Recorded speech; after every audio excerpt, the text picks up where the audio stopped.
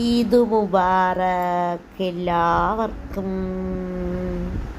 Hi, എൻ്റെ ചോറ്റുപാത്രം ഒരു മാസത്തിന് ശേഷമാണ് എൻ്റെ ചോറ്റുപാത്രം വരുന്നത്. 29 ദിവസം നോമ്പായിരുന്നു.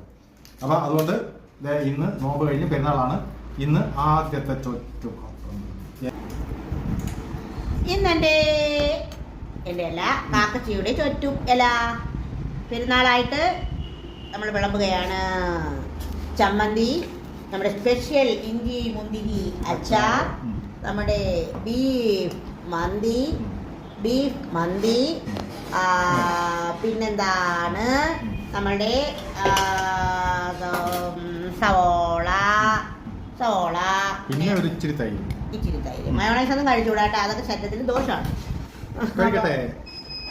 ബീഫൊക്കെ നന്നായിട്ട് വന്നിട്ടുണ്ട് കേട്ടോ. നല്ല മന്തിയാണ്.